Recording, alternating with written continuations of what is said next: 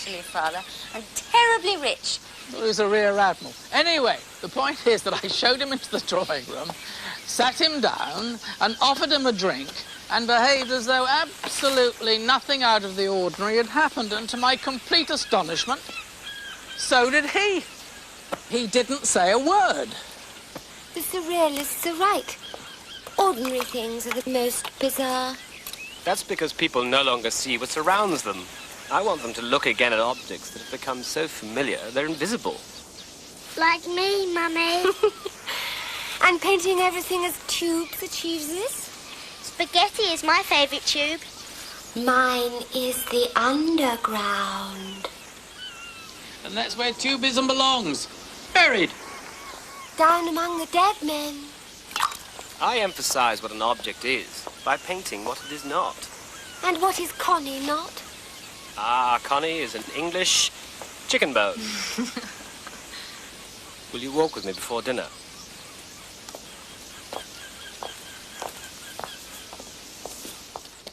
You're not really an anarchist. I am. Emotionally and artistically. Nonsense. There's no such thing as anarchy. It is only spite that makes you pull the petals off a rose, arrange them around the chicken bone, and call that the true rose. Oh, as ever, Connie, you look like an angel and talk like an evangelist. But I do believe the heart of the rose is the bone. Donald, you are incorrigible. The heart of the rose is the rose. What you call anarchy is merely trimmings around a void. Frills on a corpse. So, we're all corpses to you. In terms of feelings, yes. None of you have the courage of your own tenderness, the ability to love. But I've always loved you. And sometimes I think that you hate me. No, I don't hate you, Donald. I like you, else we wouldn't be able to talk in this way. Oh, like. I'd rather you hated me. At least that would show some feeling. I don't know what you mean by tenderness, but I do know that I love you. I know you do, Donald. And I'm terribly fond of you. And it's strange. In a way, you're everything I should love. I don't want to hurt you, but I don't love you. And I can't.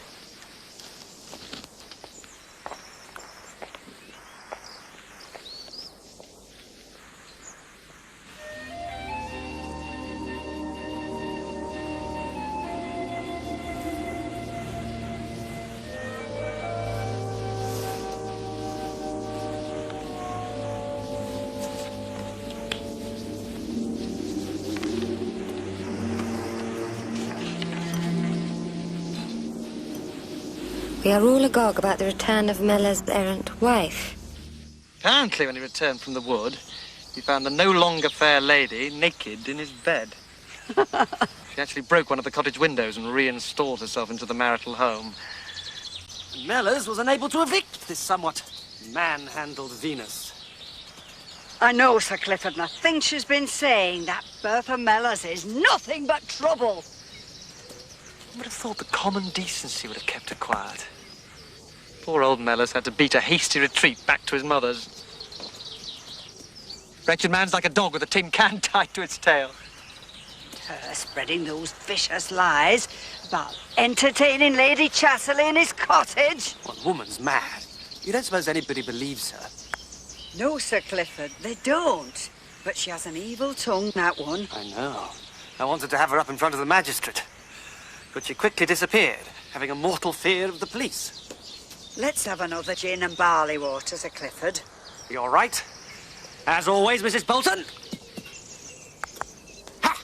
So the saga will be continued. Mrs. Bolton has also written, sparing you none of the details, I am sure. What's your news? Fondest love, Clifford. You must start being sensible about this. If Mellors were to divorce his wife and you were to be named in the proceedings, it would be a disaster. You must drop him, Connie. I'm not likely to do that, Hilda. Not for some time, anyway. I'm going to have his child. Oh, my God. Connie, how could you be so stupid? Will Clifford accept the child? Well, as long as he thinks it has a respectable father, yes. But as long as Clifford never finds out it's Mellors, we're home and dry. No, I just won't do it, Hilda. I'm not going to have Mellor's child handed over to Clifford. It shan't be brought up a baronet of Chatley and another cold horror. Look, Connie, darling, I do understand how you feel. But I'm trying to stop you from utterly ruining your life. You cannot marry into the labouring classes. He's as good a man as any in our class, if not better. You can never really love a man who is subservient. Hilda, you know all of that means nothing to me. It's pure snobbery. It's nothing to do with snobbery. It's just because their whole rhythm of life is different. Mellors is even below people like Mrs. Bolton. If she ordered him about, he would more or less have to obey. How could he be your husband? I don't know, but I do love him. I know you think you love him. But then you'll recover and be ashamed of ever having been associated with him. On the contrary. Whatever you say, you'll stick to the class that gives orders and doesn't take them. No, we must definitely find a solution to this whole ghastly mess before it blows up into the most frightful scandal. Oh, Hilda, really? Oh, little one. There you are. Isn't he beautiful?